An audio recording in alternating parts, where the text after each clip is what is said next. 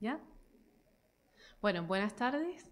Damos inicio a la presentación del proyecto Mujeres Archipiélago de Patrimonio. En primer lugar, queremos agradecer a todas las mujeres que colaboraron, que formaron parte y forman parte de este proyecto, a todas las personas que están presentes esta tarde. Agradecemos también pues, la colaboración del Instituto Canario de Desarrollo Cultural, del Gobierno de Canarias, del Cabildo de Tenerife y del Instituto de Estudios Canarios, que nos acoge hoy esta tarde y que siempre nos brinda su apoyo. Este proyecto, Archipiélago de Mujeres, Archipiélago de Patrimonios, es un proyecto que está desarrollado por un equipo interdisciplinar. Somos antropólogas, artistas plásticas, diseñadores, fotógrafos. Queríamos agradecer a Edgar Cerdeña, nuestro fotógrafo y camarógrafo, por la implicación que tuvo en este proyecto, y también a Elín Pérez Amores, que hoy está detrás, pero que es un apoyo fundamental de nuestro equipo. La idea de este proyecto es poner en valor esos conocimientos de mujeres que son sanadoras, de mujeres que son pescadoras, de mujeres agricultoras, de mujeres creadoras, artistas y en general de mujeres que mantienen vivo el patrimonio cultural canario. Y para hacerlo estuvimos entrevistando y grabando a mujeres en 3 islas. Estuvimos en Tenerife, en Fuerteventura y en Lanzarote.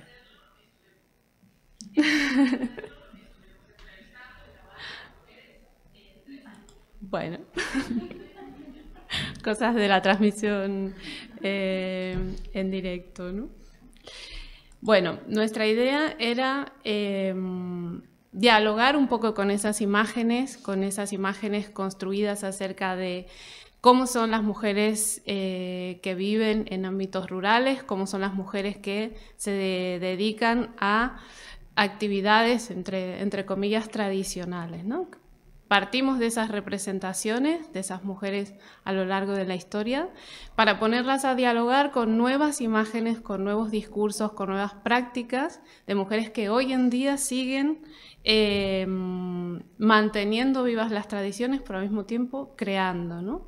Crean a partir de conocimientos que nos vienen desde hace mucho tiempo atrás. En este camino hemos encontrado una amplia variedad de discursos, de prácticas y de mujeres, que es lo que queremos presentarles esta tarde. Así que vamos a conocer a nuestra primera protagonista.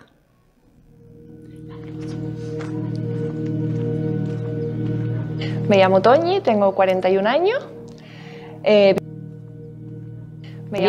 Tengo 41 es una años. Zona bastante mágica. Para el tema de la sanación, que es lo que yo suelo practicar y suelo hacer. Mágica. Para el tema de la sanación, y conectar con la energía es bastante mágica. Y conectar sueños, con experiencias, bastante mágica. Sueños, experiencias desde que era muy pequeñita. Mi madre me llevó a una vidente a ver qué es lo que me pasaba, porque yo tenía muchos sueños, me despertaba por las noches, le decía que veía cosas en casa y me llevó a una vidente, me llevó a un sacerdote, el sacerdote no me ayudó mucho, la verdad, porque me dijo que era como un poco de celos con mi hermana y que eran cosas mías lo que yo estaba viviendo, pero la vidente sí me ayudó. La vidente es una señora que se llamaba Doña Aurorita, ella era de la zona de San Lázaro. Ella nada más verme lo que le dijo a mi madre es: la niña es como yo. Vale. Entonces ella me enseñó un poco a canalizar lo que me estaba pasando, los sueños que estaba viviendo, lo que estaba viviendo yo en mi casa. Y ahí empezó todo. Yo al principio me negué un poco porque no me daba miedo el tema de las energías, pero sí me daban respeto. Entonces hubo un tiempo en que estaba un poco, dije que yo no quería saber nada de eso y me paralicé. pero después empecé a ser un poquito mayor y demás, y siempre llegaba a mí el tema de la energía, por un lado o por el otro, siempre me llegaba. Y con un grupo de amigas empezamos a hacer meditaciones y a involucrarnos un poquito más en el tema de las energías, y ahí fue donde yo empecé otra vez a ver todo. La primera experiencia que tuve sanando a otra persona fue haciendo Reiki. Reiki es una terapia alternativa, se trabaja con las manos, con energía, y es la primera experiencia que yo tuve. A ello añadí también plantas medicinales, que también me gusta, y lo acoplé. Hice como mi pequeño jabón, como digo yo, mi pequeño potaje de varias terapias, y saco yo la mía. Las mujeres somos un poco más sensitivas que los hombres. Eso no quiere decir que los hombres no sientan y no puedan llegar a practicarlo. Pueden hacerlo igual que las mujeres, pero las mujeres como que tenemos ese don, el sexto sentido, y somos más sensibles a ese tipo de prácticas. No me considero médico, no me considero sanadora, sí, porque acabas sanando a un nivel o a otro, acabas sanando utilizando las plantas, ayudas a sanar el cuerpo, y utilizando las terapias, el Reiki, los minerales o las piedras, sanas a nivel energético. O sea, estás sanando a los dos niveles, pero no me considero médico ni nada por el estilo. Pienso siempre educar y enseñar a las demás personas, ya no solo en el nivel familiar, a mis hijos, sino incluso a cualquier persona. Trabajando yo en el herbolario, incluso a los clientes que me vienen a la tienda, siempre intento involucrarles: mira, tómate siempre esta infusión, tómate siempre esta plantita, que siempre te va a ir bien para esto. Siempre intento, en el espacio donde esté, siempre intento ayudarlos a involucrar algo de lo que sé.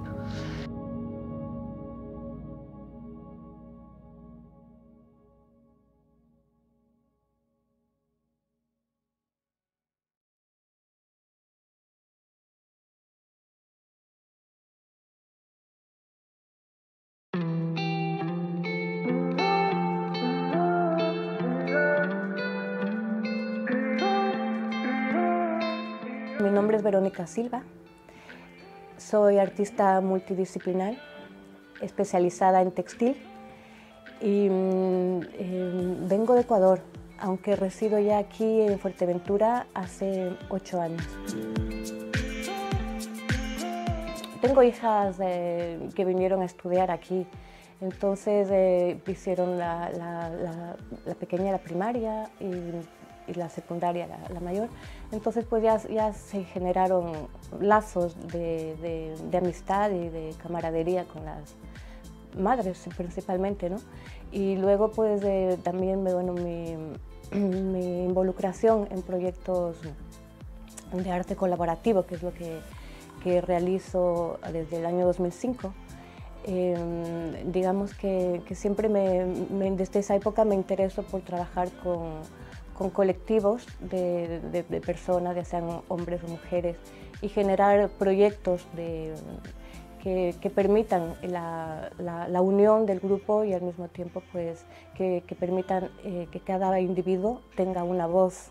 Eso, digamos, en lo que estoy ahora, y la relación con las mujeres principalmente, que he ido conociendo desde la creación del proyecto Tejedoras Subversivas en el año 2019, pues ha sido muy agradable, muy abierta, hay mucho diálogo también, y desde luego que hay mucha creatividad de parte de estas mujeres.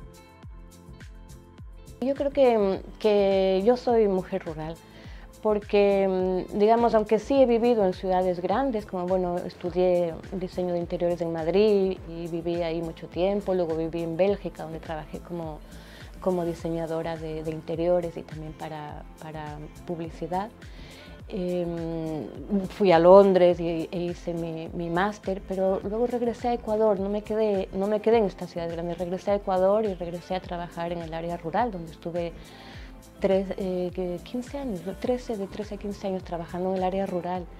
Y cuando decidimos emigrar por situaciones más que nada de machismo, porque mis chicas son jóvenes y es muy androcéntrica la sociedad.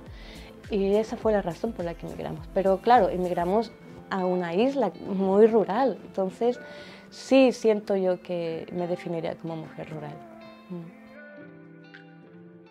Mi primer acercamiento a un grupo de mujeres aquí con la propuesta de tejer y bordar fue hacia un grupo feminista. O sea, yo vine directamente al grupo feminista que había aquí en esa época y les presenté el proyecto. Entonces, pues ya sí eran unas personas feministas. Fueron las personas que participaron en la primera y la segunda exposición en la Casa de los Coroneles y la Casa Manet. De ahí pues ya estas personas participaron en esto, pero como te digo, como no somos colectivos, ¿no? Que es un grupo, pues ellas ya no están. Y la única persona que sí está, que continúa, es Adelina, pues Adelina Padrón. Ella sí es una mujer de las principales feministas de la isla y del grupo de señoras feministas que existió hace unos años, cuando yo propuse este trabajo. Bien, ahora continuamos, siguen llegando mujeres, claro, no se les pide el carnet de feministas para entrar a tejer o bordar, cualquier mujer es bienvenida. Y bueno, y tampoco se intenta, pues, digamos, dogmatizar o simplemente son conversaciones abiertas. Y sí, en el grupo ahora hay bastantes personas que por los comentarios que se hacen, yo me doy cuenta que no son feministas. Pero como te digo, no es una escuela de feminismo, están tejiendo y bordando. Pero claro, las propuestas son más bien propuestas pues con perspectiva de género. Entonces, yo entiendo que esto poco a poco va a calar en su identidad, ¿no? Porque de hecho ya muchas personas, pues cuando estuvimos tejiendo los chales contra la violencia de género, pues se habla sobre la violencia de género, obviamente, ¿no? Se habla que está, y esto digamos, es el lado más visible, ¿no? de la injusticia que todavía viven las mujeres, ¿no? Y esto yo creo que poquito a poco es como una gotita de agua, ¿no? Que va cayendo hasta hacer un agujero.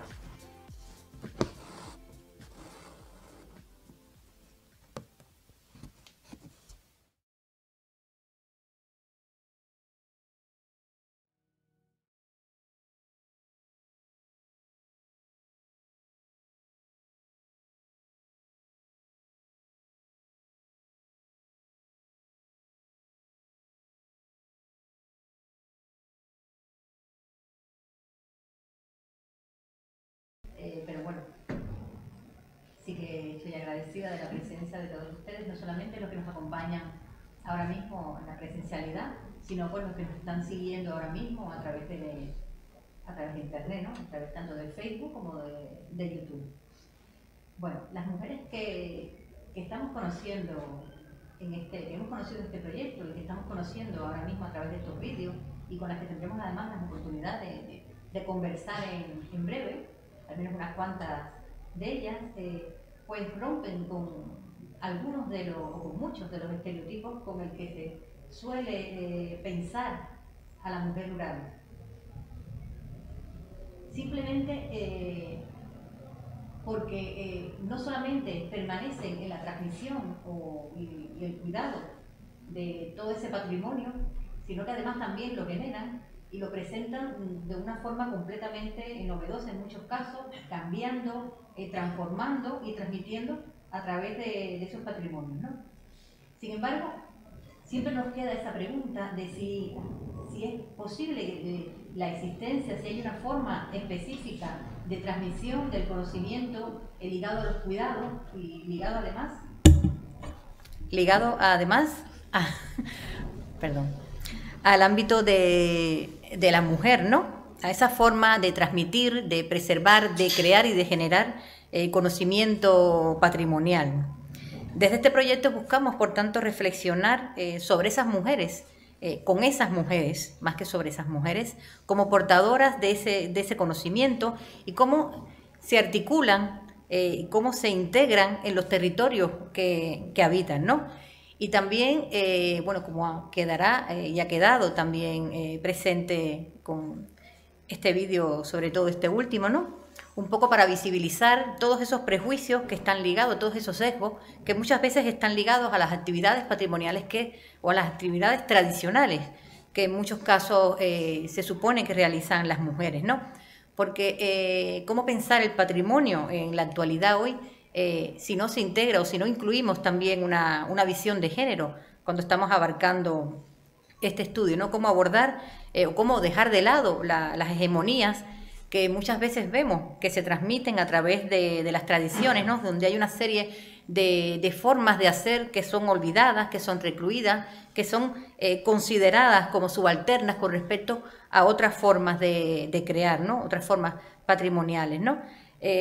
Con esas preguntas, pues un poco, ahora Silvia nos va a presentar a algunas de las protagonistas de este proyecto y de la noche de hoy. Continuamos entonces con esas preguntas en mente. Vamos a conocer a otras dos de nuestras mujeres.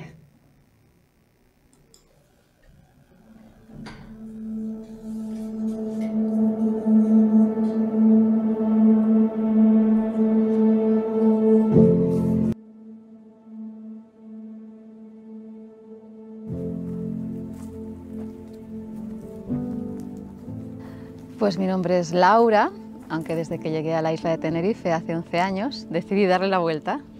Así que aquí la gente me conoce como Arula. Arula Montilla, nací en Castellón de la Plana por casualidad. Mi padre estaba trabajando allí y allí fue donde empezó a crearse la familia, pero luego ya se mudaron a Madrid y desde los 4 años yo me he criado en Madrid hasta los 20. A partir de los 20 empecé a viajar. Y a los 30 aproximadamente caí en Tenerife y aquí es donde me he afincado estos 10 últimos años.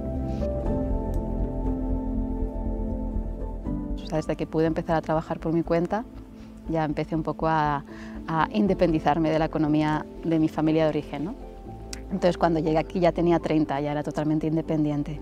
Lo que sí que encontré fue una red social súper interesante, muy interesante, tanto de gente de la isla, ¿no? Que han nacido aquí, como de gente que vino de fuera y se quedó y tuvieron aquí hijos, como gente que acabamos de llegar, ¿no? Era un lugar donde había muchas culturas mezclándose y había muchísima riqueza. O sea, cada día teníamos un plan, todos aportábamos, ¿no? O sea, realmente se gestaba una agenda cultural desde la propia población.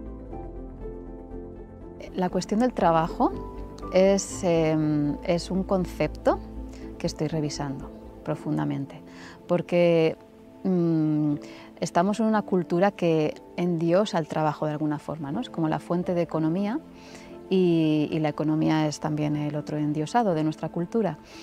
Y luego el trabajo está asociado a un sacrificio, ¿no? a un esfuerzo. Yo le estoy cambiando, a nivel personal, estoy cambiando esa connotación. De hecho, me gusta decir trabajugar. De hecho, cada mañana digo, cuanto más disfruto con mi trabajo, mejores resultados obtengo. Me he sentido siempre muy identificada con la tierra y con el cielo, en el sentido que me encantaba mirar las estrellas y mirar la luna. Entonces, aunque estaba en Madrid y había muy pocas estrellas, yo me acuerdo muchas noches mirando al cielo. Entonces, cuando llegué, por ejemplo, a Tenerife y vi estos cielos que hay aquí, yo me sentía en casa. El hecho de ser mujer y dedicarte a la agricultura ya rompe un poquito un estereotipo del agricultor profesional. Hay muchas mujeres que se han dedicado al campo, pero siempre un poco fuera del negocio agrícola, ¿no? O sea, los negocios agrícolas los llevan más los hombres, ¿no? Y la mujer, pues a lo mejor su tema familiar, o sea, como siempre un poquito más en la sombra, ¿no? Pero ahora las mujeres estamos dando la cara con nuestras empresas agrícolas y generando nuestra economía a partir de la agricultura. Pues yo diría que importante reconocer que como seres naturales que somos y formamos parte de la vida en este planeta y en este universo, sí somos capaces de estar en armonía y además tenemos suficiente conciencia e inteligencia como para encima favorecer esa armonía. O sea, en lugar de estar caminando en contra de la naturaleza, volver a observar cómo funciona la vida, ser parte de ella y hacer con ella. Entonces, mi posicionamiento cuando digo cuidar la vida es estar siempre atenta a cuánto puedo aprender de la naturaleza, considerar que hay una inteligencia que está ahí y gracias a ella yo existo y aportar todo lo que pueda para alimentar esa inteligencia.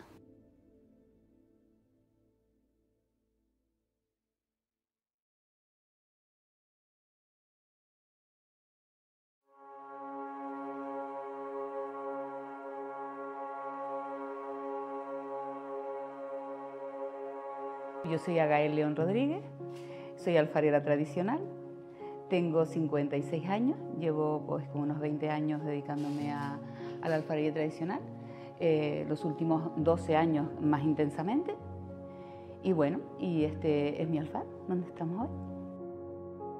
Como hobby, me gustaba mucho trabajar el tema del barro porque se podían crear cosas diferentes y podías crear lo que tú quisieras porque la tierra es algo que no tiene forma y tú le das la forma que tú quieres, ¿no? Entonces es algo muy que te deja expresar lo que deseas, ¿no? El interior lo expresas ahí. Hice un curso de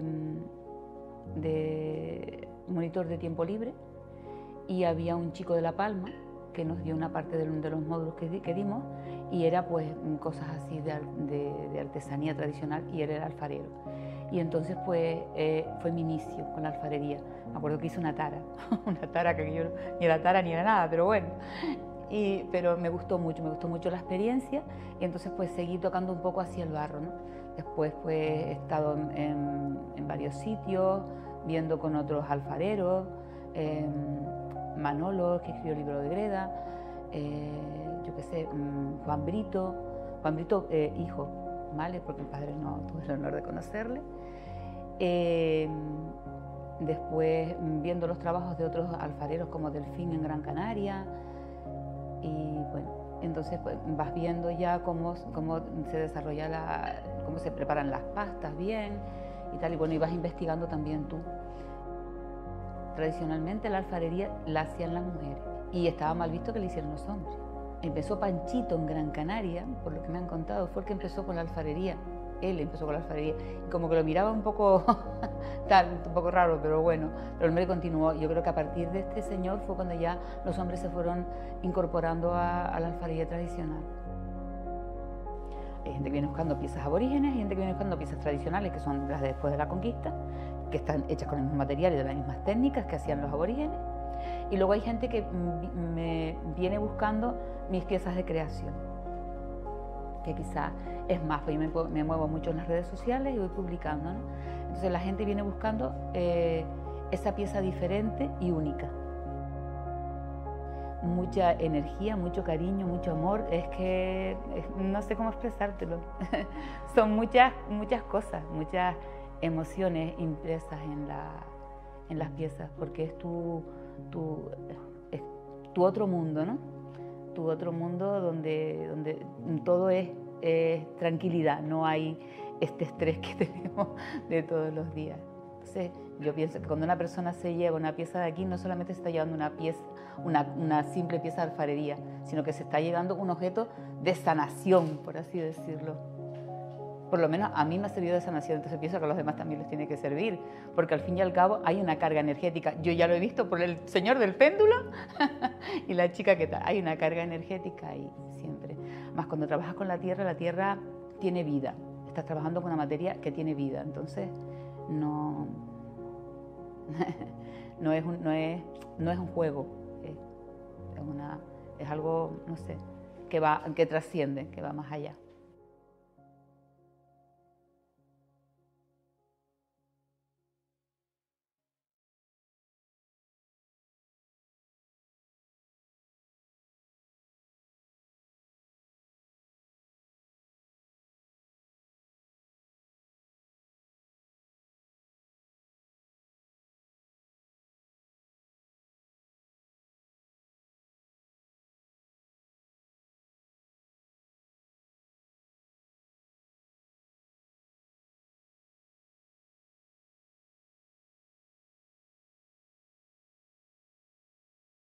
el vídeo? Sí. ¿Se vieron? Bueno, bien. ¿Sí? Me salieron todas las arrugas, pero bueno. Oh, Dios mío. Bueno, estos vídeos son un pequeño resumen de una conversación muy extensa que tuvimos con cada una, ¿no? Volviendo un poco a lo que nos planteaba Gracie en su reflexión, lo que queríamos preguntarles ahora, ¿no? Teniendo eso en mente, es en base a su trayectoria y a su experiencia personal y a su trabajo, ¿qué pasa con lo femenino y el patrimonio, ¿no? ¿Hay una especificidad? ¿Cómo lo han visto, cómo lo han vivido, cómo lo viven cada día el hecho de ser mujer y dedicarse a lo que se dedican? ¿Tú primero? Sí, empieza tú. Pues mira, yo empezaría cuestionándome la palabra patrimonio, ¿no? Que viene de pater, claro, pues es como toda esa herencia, ¿no? Que uno va dejando a sus descendientes y que está... ¿Se oye? Pues ese patrimonio con esa raíz lingüística de pater y que tiene que ver con toda la descendencia que tú vas dejando a tus descendientes, ¿no? A toda tu familia y más allá, ¿no? A la sociedad y a la cultura, etcétera. Y está muy ligada pues, sí, a lo material y a lo inmaterial, ¿no? Y cuando me puse un poquito a investigar la palabra matrimonio, ¿no? Pensando que a lo mejor tenía algo parecido, pues no, el matrimonio simplemente es el compromiso. Pero claro, igual ese compromiso, entendido como algo limitante, pues no es tan agradable, ¿no? Pero si es un compromiso con una misma, o un compromiso con la sociedad, o un compromiso con lo que haces, pues sí puede ser una acción, una actitud que te permite dejar un patrimonio, ¿no? Y estar más ligada a lo que se entiende por patrimonio. Yo, como mujer, estudié una ingeniería, con lo cual tenía mayoría de varones alrededor, y también por mi sensibilidad ambiental y social, porque estudié ingeniería con finalidades más ambientales y sociales, pues sí que muchas veces me decían que me había equivocado de carrera, que tenía que irme a estudiar ambientales o sociología o otra cosa, ¿no? Pero yo entendía la ingeniería civil como una manera de ordenar el territorio y de pues, hacer conexiones, ¿no? Carreteras, puertos, todo, diseñar jardines, urbanismo, ¿no? Y todo eso tiene que ver con la sociedad y con el medio ambiente. Entonces ya creo que como profesional sí que he visto esas características que están más atribuidas a la parte pues más con la parte más femenina, ¿no? Que tenemos todos, pues del cuidado de la naturaleza, más sensibilidad, más capacidad de ver el grupo, ese tipo de cuestiones, pues sí que están siempre un poquito desfavorecidas en las carreras más técnicas. Pero bueno, yo creo que cada vez se está equilibrando más la cuestión. Y dentro de mi profesión pues siento que cada vez hay más necesidad de un entendimiento de la ingeniería, por ejemplo, o del trabajo con la tierra en la permacultura, pues que tenga más equilibrio, ¿no? Entre lo masculino y lo femenino. Muy bien. ¿Agael?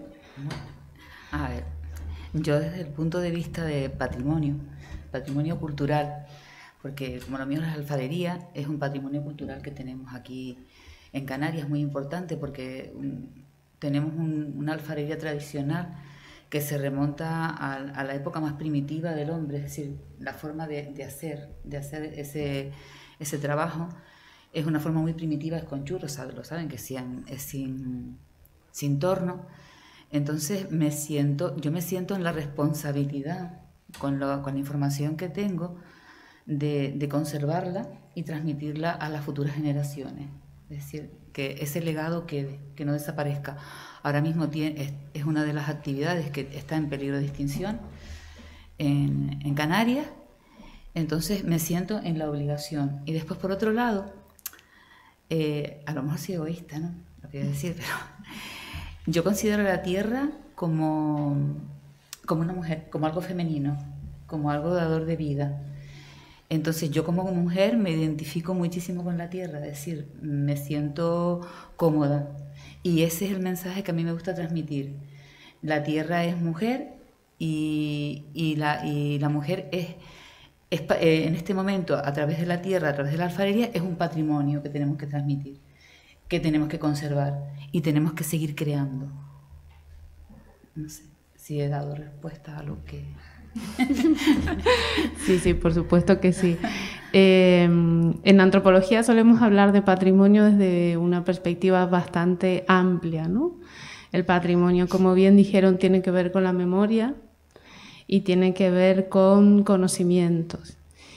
En el caso de las mujeres, ese conocimiento suele estar más invisibilizado. Entonces, hablamos de conocimientos y generalmente los asociamos a figuras masculinas, y las figuras femeninas suelen quedar más bien relegadas a un ámbito de la artesanía, ¿no? Del cuidado, pero sin valorar ese cuidado. Entonces, la idea de poner en valor esos conocimientos es la idea que nos ha guiado durante la realización de este proyecto, y ponerlo en valor como conocimientos, ¿no? No son saberes menores que otros saberes, ¿no?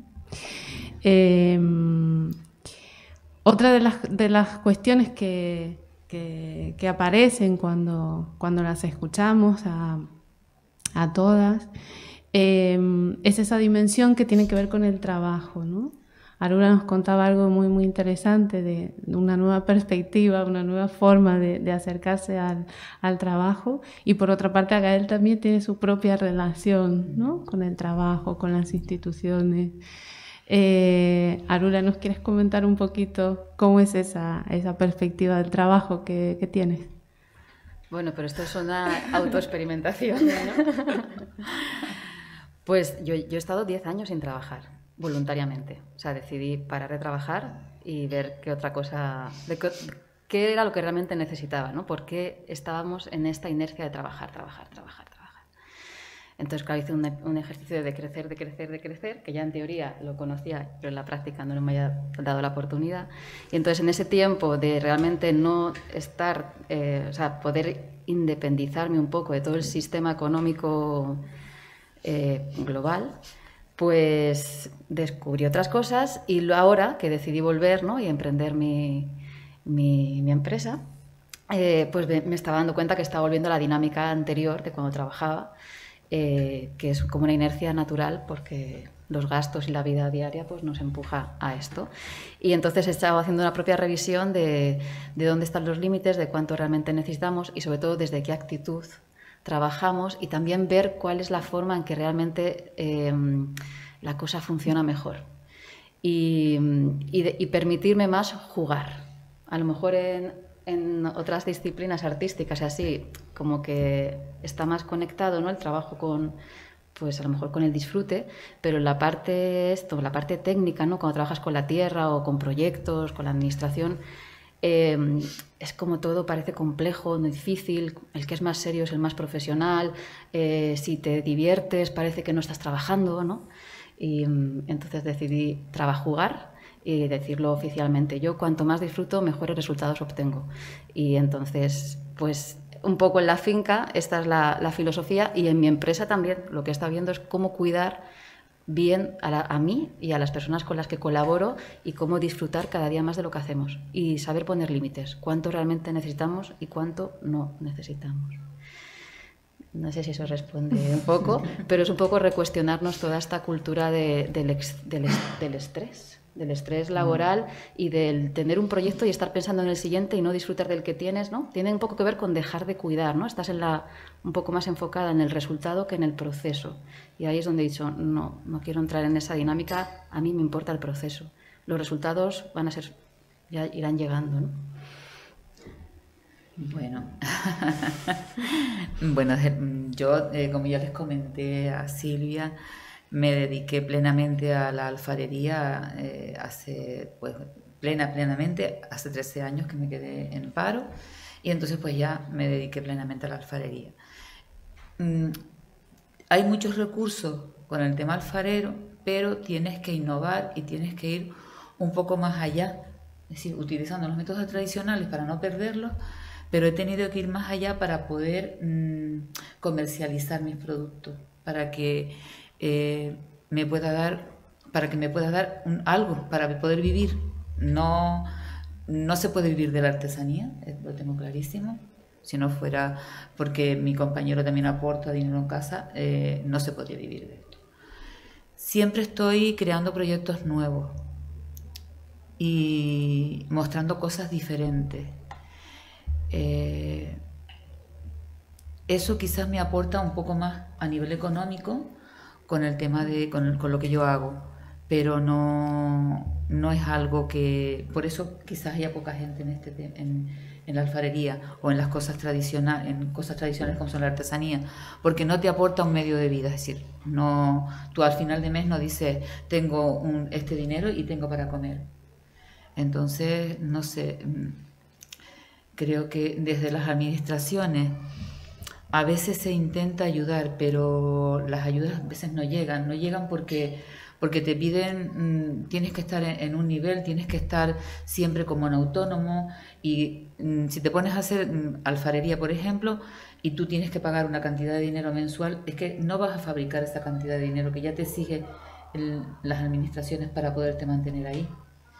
Entonces es difícil, no es fácil seguir manteniendo esto.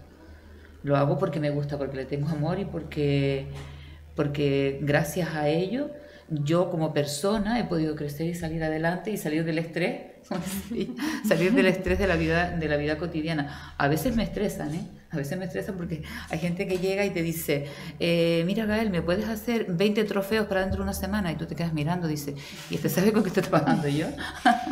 Es decir, que cosas a veces que son totalmente imposibles porque la gente está acostumbrada a ir deprisa y que todo sea rápido. Y en el trabajo que yo hago no hay prisa, no puedes meter prisa. Por lo tanto, son cosas que no sé hasta qué punto se seguirán manteniendo. Gracias a las dos, ¿no? La dimensión económica, el ponerle valor a nuestro trabajo, es una de las cuestiones quizás que más se repiten a lo largo de nuestras trayectorias vitales y nuestras trayectorias profesionales como mujeres, ¿no? Esa dimensión económica que estaba presente con nuestras abuelas, pero que sigue estando presente hoy en día, aunque los discursos y las prácticas sean otras, ¿no? Entre el público, ¿alguien quisiera hacer alguna pregunta para nuestra protagonista? Bueno, si no, también se lo pueden ir pensando, que luego tendremos otra oportunidad, ¿no?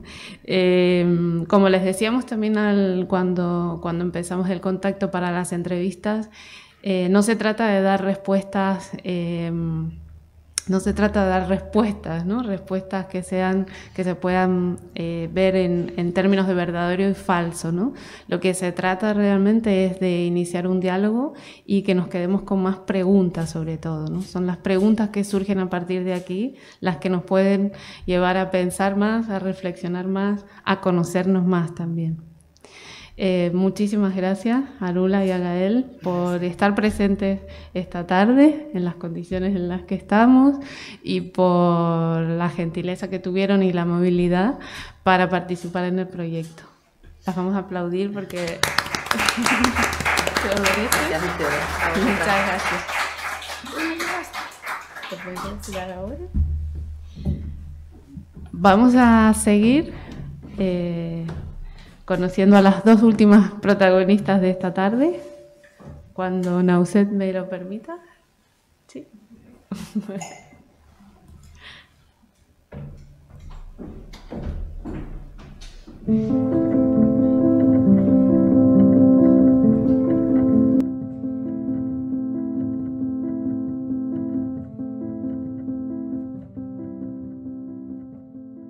Mi nombre es Estefanía González. Y bueno, mi formación ha sido como licencia de Educación Física y máster en Gestión, pero sin embargo mi realidad es otra, ¿no? Mi realidad realmente es detectar necesidades, presentar proyectos y poner en valor nuestra isla. Ahora mismo centrada en el tema de la roseta, pero para mí es cualquier inquietud que me apasione y me haga aportar. Nací en Lanzarote. De hecho toda mi generación es de Lanzarote, toda mi familia, abuelos, padres y demás, o sea, no hay ninguna inserción externa, todos conejeros. Empezamos con la investigación, con la gente mayor, porqué de la roseta, qué orígenes tiene la roseta, qué historia tiene la roseta, porque desgraciadamente es que no hay mucho. No hay mucho, se ha publicado un libro hace poco que se agradece que todos esos conocimientos se recojan y que generaciones futuras sepan de la esencia de la isla, ¿no? ¿Qué es de qué vivía la gente, de qué comía? Pues en ese ámbito, investigando con ella, me doy cuenta de que hay una sensación de pesimismo, de añoranza, de sí, la roseta la vivimos, nos sentábamos señoras a elaborarlas y demás, y me cuentan toda la historia en sí, pero hoy actualmente dice, ¿para qué te vas a interesar por esto si no vas a comer de ello? O sea, y claro, eso es lo que me hace a mí indignarme, digo, ¿por qué una tradición, una historia que tenemos en la isla se va a perder? Y me doy cuenta que es porque no la usamos. Entonces ahí es cuando empiezo a analizar la técnica, urdido, surcido, cierre, simplificarla. En vez de la roseta que se hace en un soporte pequeño, cojín, y la parte de arriba que se llama pique, de 48 alfileres, a un soporte más amplio, más grande, pero partiendo siempre de la misma técnica. Y eso, que sea más grande, pues da pie a que luzca más, sea más atractiva y más fácil de enseñar. Si hay jovencitos, jovencitas que me escuchen ahora, pregúntenle muchas cosas a los abuelos, ¿vale? Porque ahora es cuando me darían ganas de, ay, por favor, ¿cómo reviviría yo a mis abuelos? Los sentaría a mi lado e intentaría adquirir todos estos conocimientos, pero quizás es en otro momento de tu vida cuando te interesa esa parte, ¿no? Que desgraciadamente después no están. Pues bueno, me dedico a detectar señoras que desarrollan la roseta y ¿qué hago? Empiezo a adquirir todos esos conocimientos y para mí no es que cada una lo haga mejor o peor, sino simplemente cuál es la fórmula que quede más armónico y más fácil de enseñar. También es verdad que a veces pasa, no, como, no, esto es así porque es, digo, ¿no? ¿Y si eres zurda? Vamos a simplificárselo también a los zurdos, porque a veces antes te enseñaban así y así era, y ya está. No, mi abuela me lo enseñó y yo no, yo estoy todo el día con el tema del por qué.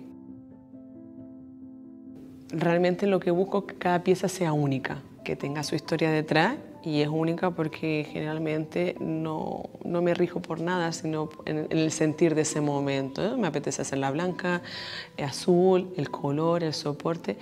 Y luego lo que sí intento buscar que tenga bastante valor, ¿no? Por ejemplo, esta pieza que tenemos aquí no es un aro que yo compro, es un material que se reutiliza. En este caso son lo que serían las llantas de la bicicleta, cómo acondicionarla, quitarle los radios y demás para poner ese uso. Después lo que tenemos en el centro es la roseta, la técnica de la roseta, como la conocemos tradicionalmente en el soporte tradicional, urdido, el surcido, el cierre, y que el dibujo va en relación, pues bueno, a la creatividad, ¿vale? Pero siempre partiendo de la misma técnica. Y el uso, pues ya ven, actual, que de noche en un rinconcito, pues no solo estamos mirando una lámpara en sí, sino también estamos viendo tradición y una parte artística.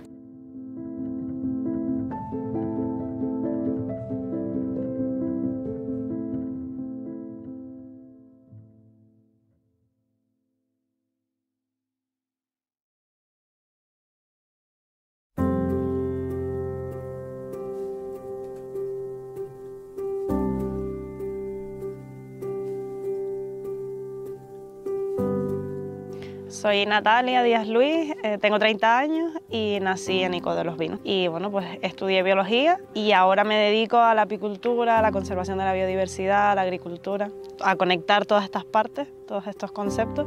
Y bueno, y soy una alpispa, ¿no? Estoy así siempre haciendo muchas cosas e intentando inventar y demás.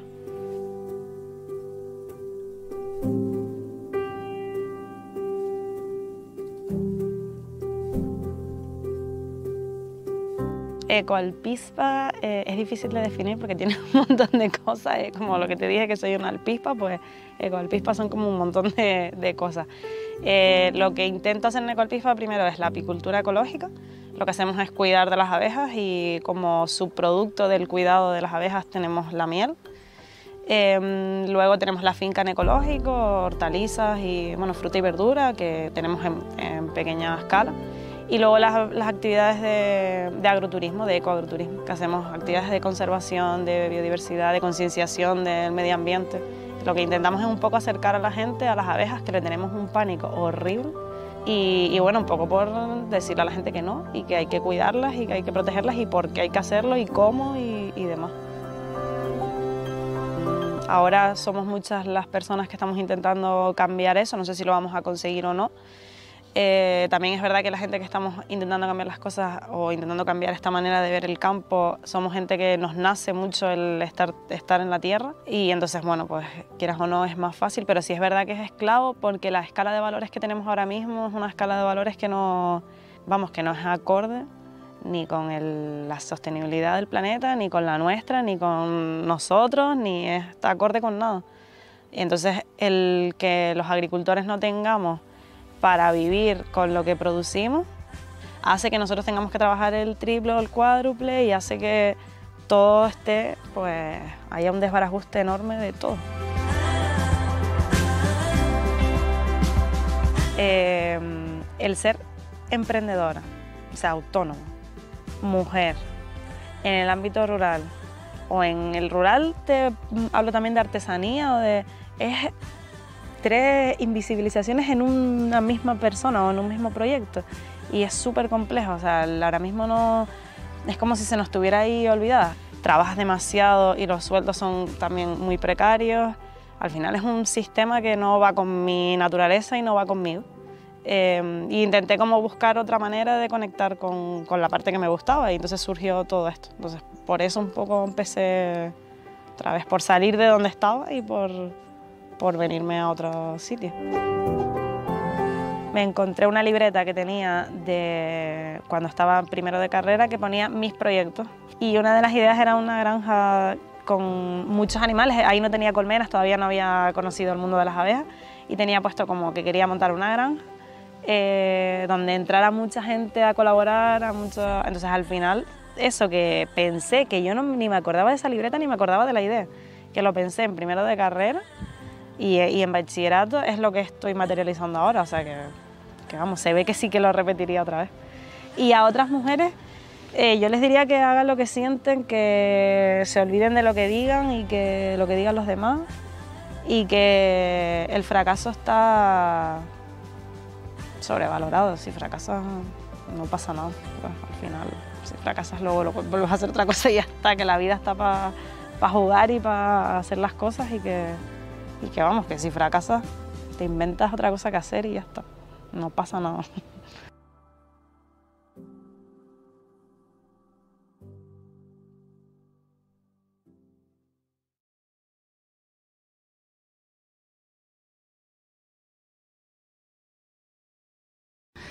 Y a Beatriz, y yo le cedo el lugar a Grecia también.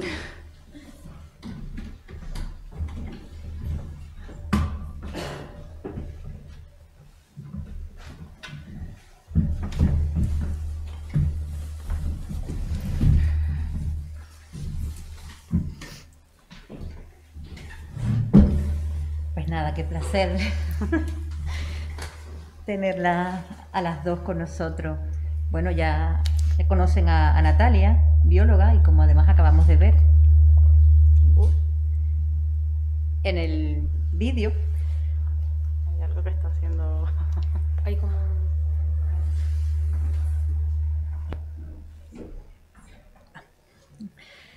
Pues también es la creadora, la generadora del proyecto Ecoalpispa, y también nos acompaña Beatriz Bello, una socióloga y también mediadora de procesos de creación y de ciudadanía.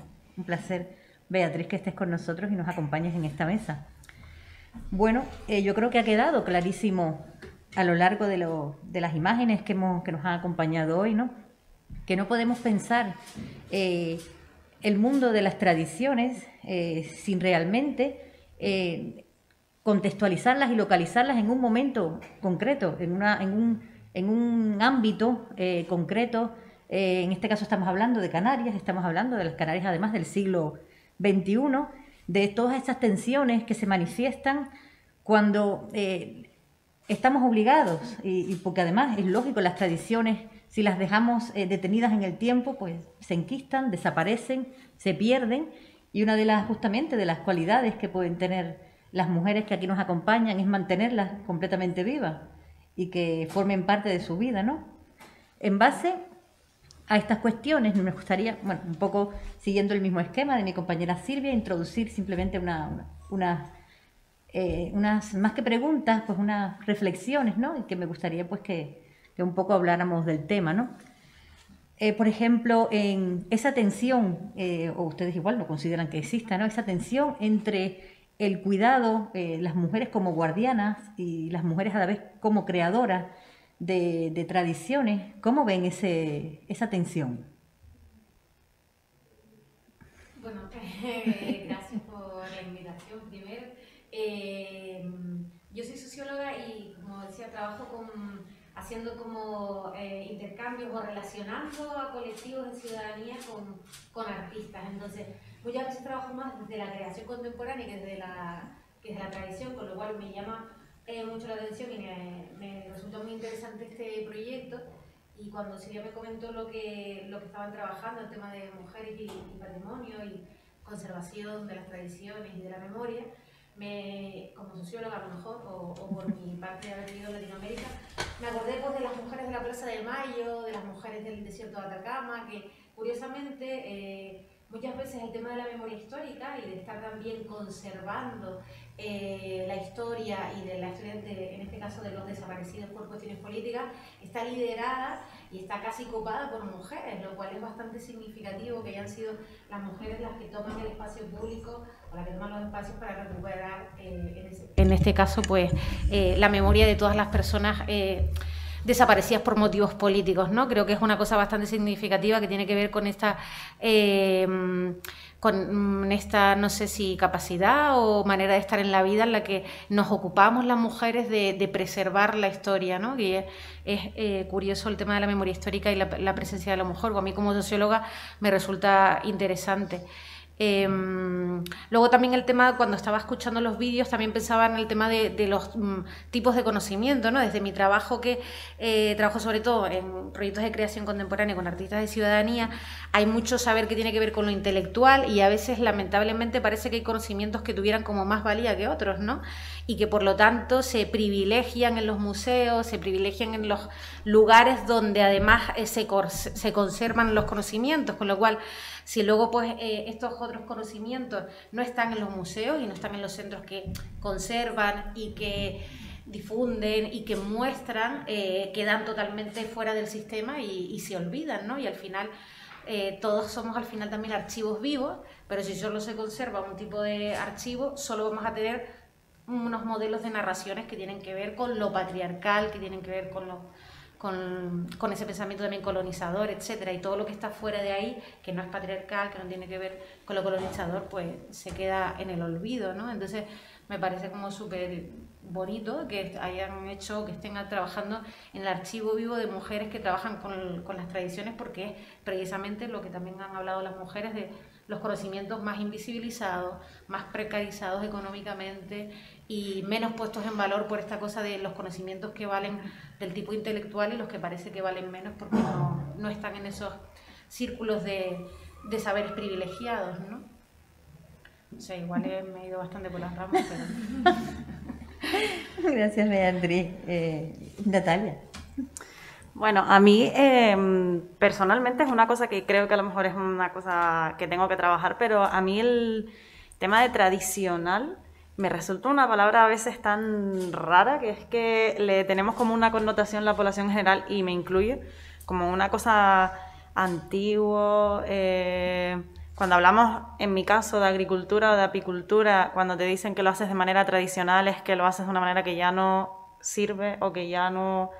Sobre todo en apicultura, porque ya no es una apicultura moderna, ya no es una cosa que le sirva ni a las abejas en la situación que estamos con el cambio climático ni nada así. Entonces, a veces con la palabra tradicional sí que intento no... Bueno, y también otra cosa que me pasa con la palabra tradicional es que, aparte de la connotación que le damos en la sociedad, el producir alimentos no es algo tradicional, es algo, no sé la palabra, innato, o es algo, vamos, el cuidar la tierra, el trabajar la tierra no es algo... Hay labores tradicionales, obviamente, pero que es algo que no tiene que ser una cosa tradicional que venga de, sino que es una cosa que nos tiene que nacer porque es lo que comemos, vamos. Es lo que nos da la energía para hacer las rosetas o para trabajar la tierra con el barro o para... ¿no? Entonces, bueno. Pues sí, en ese sentido es cierto que hay, bueno, es cierto, y además es algo que se ha repetido siempre, hay palabras, hay conceptos que adquieren una connotación a lo largo de la historia que las convierte en ese, ¿no? En términos problemáticos, términos problematizados más que problemáticos, que siempre nos hablan de una inferioridad, de una subalternidad, en el que las palabras contemporáneo o tradicional parece que se enfrentan o se enfrentan sobre todo en el imaginario popular sobre el mismo, cuando realmente lo que estamos viendo es que las mujeres, en este caso, son mujeres en otros contextos, cualquier persona que se dedique a una serie de prácticas que han sido consideradas durante mucho tiempo como tradicionales, también son creadoras, son generadoras de nuevas formas, de transformaciones de ese patrimonio, y que es lo que hace justamente que se mantengan vivos. Las tradiciones no se pueden detener en el tiempo porque desaparecen. Tienen que ser funcionales, tienen que estar activas, tienen que adaptarse a los tiempos, a las necesidades, como en su momento lo han hecho todas aquellas cosas que permanecen, ¿no? Así que por supuesto es que hay palabras que tienen unas connotaciones que no las hemos aprendido y además las mantenemos, cargamos con ellas, ¿no? En base y siguiendo un poco esa misma línea y a la experiencia de las dos, ¿qué piensan sobre la necesidad de visibilizar a estas mujeres creadoras? Vamos a llamarles creadoras en general. Sí, yo como comentaba antes, me parece como fundamental el tema de que este tipo de saberes y de conocimientos y de creación estén en los lugares, no solo como lo que comentaba, subalternos, demás, sino que ocupen todos los espacios, ¿no? Para que no queden invisibilizados y precarizados, porque si bien es tan contemporáneo como que está vivo, si no se le da el valor que tiene, si esos trabajos no están bien remunerados, no están apoyados por las instituciones, sí que se quedan en un segundo plano, ya no por una historia conceptual de que el término me parezca o que lo coloquemos en un lugar, sino por la cosa de tener unas condiciones dignas de trabajo, de que se ponga en un lugar donde se observe, pues en los museos o en lugares que son privilegiados para poder reproducir conocimientos y para poder difundir conocimientos, ¿no? O sea, como colocarlos en un lugar al final pues más digno. Sí, yo creo que estos foros, ¿no? Y esto visibilizar a la mujer y vamos, yo cada vez que me llaman me apunto, me encanta porque estoy en contacto, ¿sabes? Me encanta, pero sí es verdad que tengo también otra puntualización que a lo mejor puede parecer un poco, pero es que me parece que estamos desfasados ya. O sea, las mujeres necesitamos más que se nos visibilice y más que se nos ponga en todas las televisiones y más, o sea, necesitamos medidas reales y auténticas y creativas y cosas nuevas. O sea, no puede ser que por el día de la violencia machista pinten unas letras en un paso de cebra. O sea, hola, eso ya está obsoleto. O sea, el dinero de alguien pintando eso y el dinero de la pintura se lo podrían haber gastado en otra cosa. O sea, esas cosas sí hay que visibilizarlo, pero creo que nos hemos estancado ahí. O sea, hay que... Y me encantan los foros de compartir de esto, pero la administración como tal creo que tiene que pasar a otro punto, buscando personas expertas en el tema que se dediquen a eso, pero que pongan otra visión y pongan otra... No sé cómo, porque yo no soy la experta, yo lo mío son las abejas, pero vamos, lo lanzo ahí como... No, por supuesto, además... no hay duda de que es importante justamente para visibilizar que suena terrible tener que a estas alturas en el siglo XXI, como dices, seguir usando un término como el de visibilizar, ¿no? Cuando lo que realmente habría que hacer es fortalecer el lugar y el papel que tiene la mujer en la actualidad y que ha tenido siempre, no es que la tenga ahora, sino que la ha tenido siempre, en la transformación y la creación de la realidad, justamente, que nos rodea, ¿no? Y siempre estamos todavía con eso de visibilizar, bueno, simplemente estamos en eso porque no es suficiente, no se hace suficiente. Nosotros intentamos un poco con estas reflexiones hacer un granito de arena en un mar gigantesco, ¿no? Un poco para trasladar esa actualidad que tienen muchas de las prácticas que han sido y siguen siendo en muchos casos consideradas como subalternas, ¿no? Simple y llanamente porque han sido desarrollados durante mucho tiempo o han sido sobre todo desarrolladas durante mucho tiempo por mujeres. Yo creo que eso es importante, ¿no? Me gustaría un poco invitar a las personas que nos acompañan y a las que nos acompañan en línea, si tienen alguna cuestión que incorporar, algo que comentar. Aprovechemos que tenemos las protagonistas con nosotros. Pues... mira, hay una pregunta.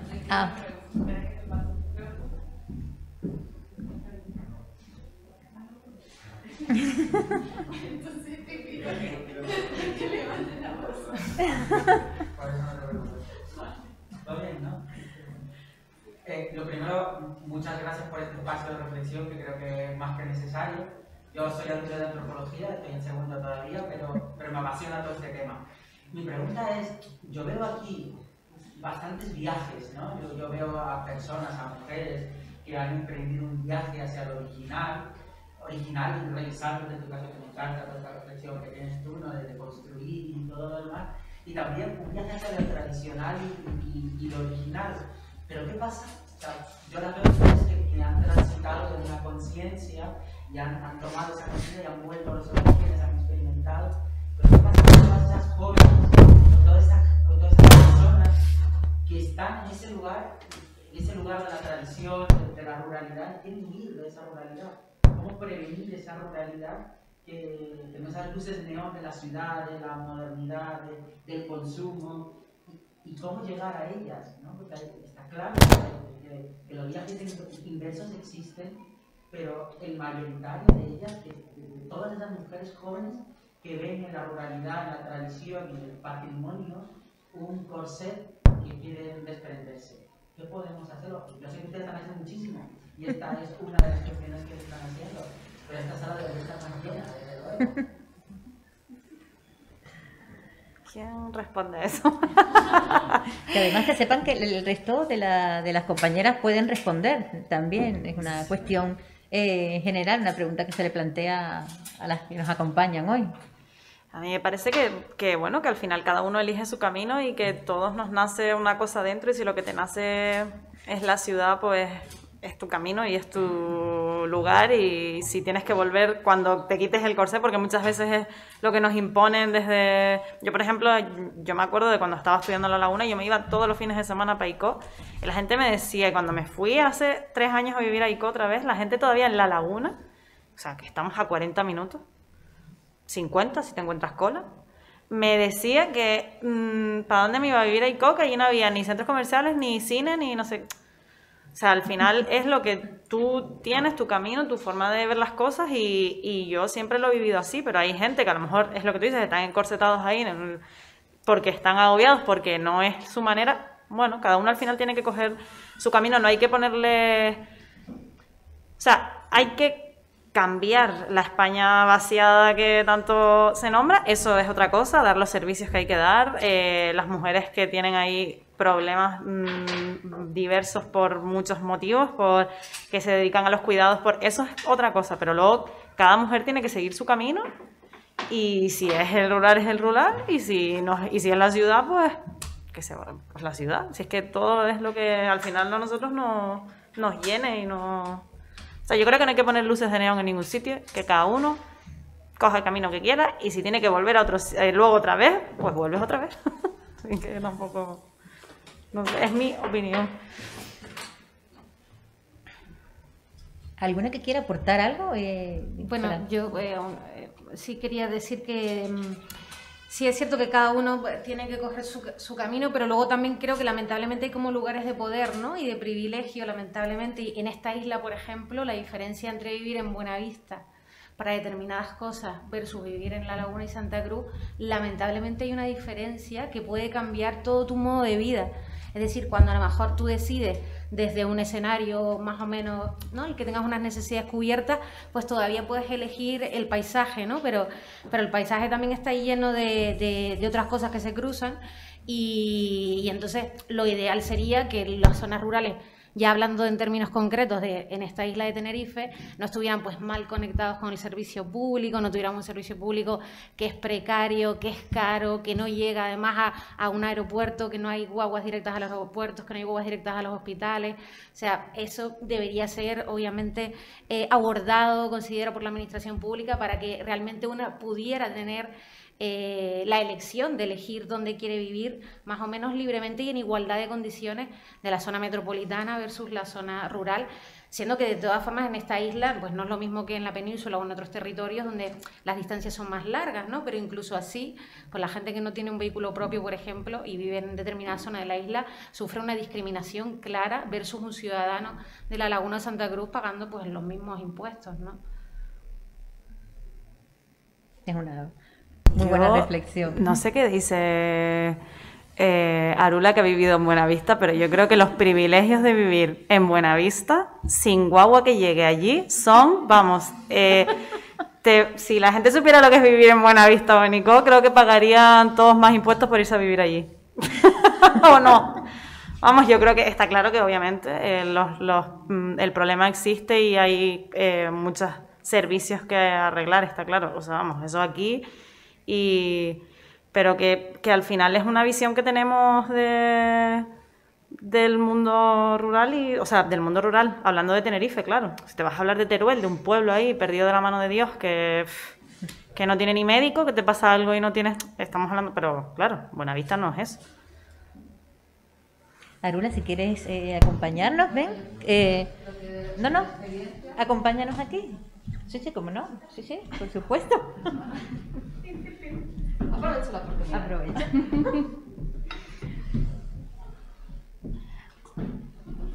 Desde mi experiencia, o sea, claro, los lugares tienen, o sea, todo tiene muchas capas, ¿no? Intentamos analizar pues la capa de la economía, la capa de, ¿no? O sea, como que cada lugar tiene sus pros y sus contras, sus ventajas y sus inconvenientes. Lo que sí es verdad que, igual encauzándolo un poco en lo que estamos aquí hablando, qué cosas se han sobrevalorado y qué cosas se han menospreciado. Entonces yo sí creo que nuestra cultura ha sobrevalorado lo urbano, ha sobrevalorado los valores materiales, mucho lo artificial, la tecnología, ¿no? O sea, todo esto se ha sobrevalorado y se ha dejado de lado pues la parte rural, todo el ritmo tranquilo, las cuestiones más naturales, ¿no? Otros ritmos, otro ocio también, otro ritmo de consumo. La ciudad se consume a una velocidad y en lo rural lo primero que te pasa es que necesitas menos, generalmente. Es más barato vivir también, pero tienes menos cosas a las que acceder, ¿no? Entonces, yo creo que lo interesante sería cuestionarnos por qué se ha desvalorado esto y por qué se ha sobreestimado tanto esto, ¿no? Y entonces ahí sí que hay que hacer un análisis para poder tomar una decisión más libre, no tan condicionada, porque evidentemente lo que vende la cultura es el consumo y el consumo de cosas que tú no produces. Y lo que vende lo rural o lo que sucede en lo rural es la creación. Tú necesitas sacarte las castañas del fuego y además tienes los recursos, pero son recursos que te da la tierra, son servicios naturales, ¿no? Entonces son dos modelos de vida diferentes. Claro, el que publicitan es el urbano y tal. Aparte de que, claro, tienes cerca los servicios, tienes otros privilegios. Pero yo personalmente aprendí a suministrarme en la parte rural y a apreciar todo lo que me ofrecía pues, la vida allí. Pero, por ejemplo, ahora cuando emprendí realmente la empresa, me he venido a vivir a bajamar. O sea, sí que he echado en falta el tener las conexiones profesionales y otro ritmo, ¿no? También en la parte rural son unos ritmos de trabajo y cuando empiezas a hacer otro tipo de proyectos, pues necesitas otro tipo de relaciones. Entonces, cada lugar tiene sus pros y sus contras, pero está interesante hacer el análisis.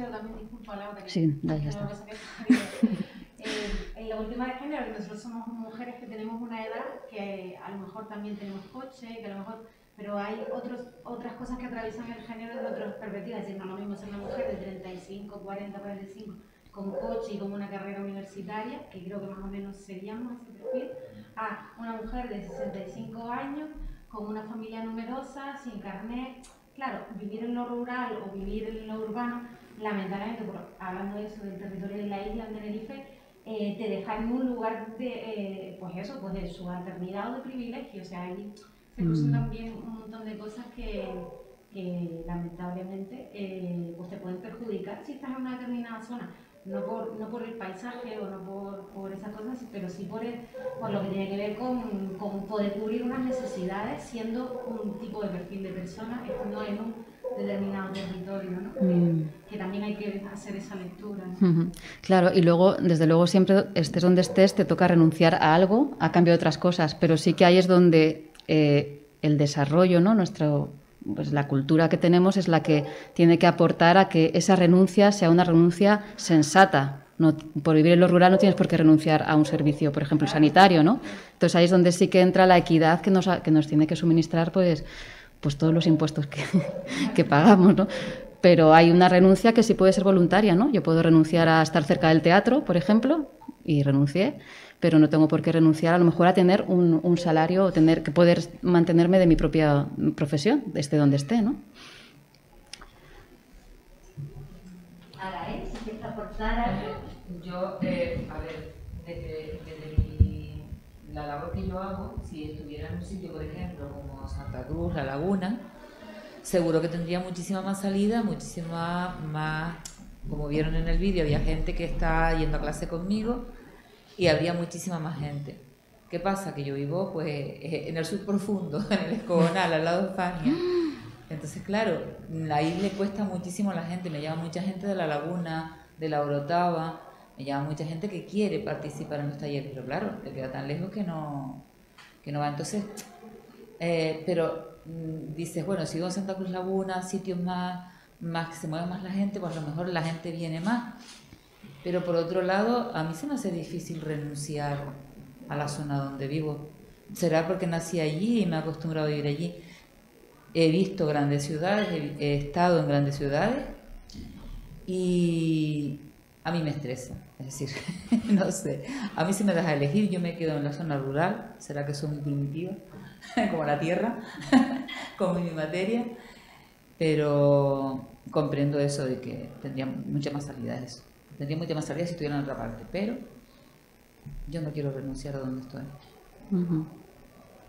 Así que quien quiera ir, que vaya. Así llegan y luego cuando están en clase dicen, oye, es que llegamos aquí, parece que desconectamos de todo. Claro que desconectas, porque es que ni oyes ruidos, ni muchas cosas. Estás en un entorno rural, tranquilo. Muchas gracias a Gael y muchas gracias a todas. En realidad en esta fase exploratoria del proyecto, y es una de las ventajas que tiene el que no sea un proyecto académico, es que no nos vemos con esa imposición de tener que dar respuestas, ¿no?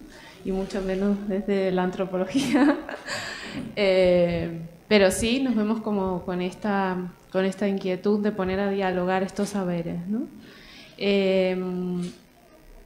A cualquier estudiante de antropología o de sociología no se le escaparían pues cuestiones que atraviesan todos estos discursos, ¿no? Hay cuestiones de clase que están presentes, hay cuestiones de edad, hay una cuestión generacional también que está muy presente, pero no hemos ido por ahí, ¿no? Hemos querido pues poner a dialogar construcciones que todos tenemos muy interiorizadas, y en las que la sociología y la antropología han contribuido mucho a generar una cierta representación de un mundo rural que terminamos dando por hecho, ¿no?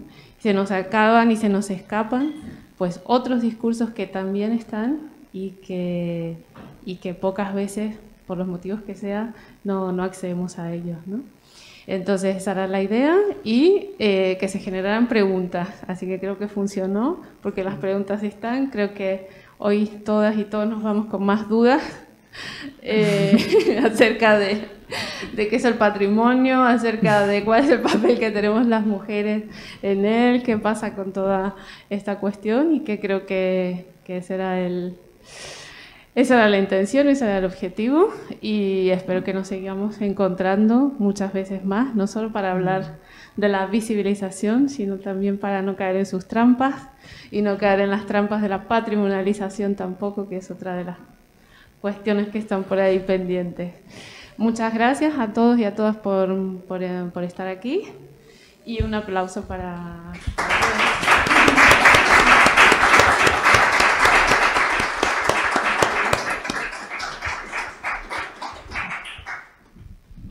Gracias.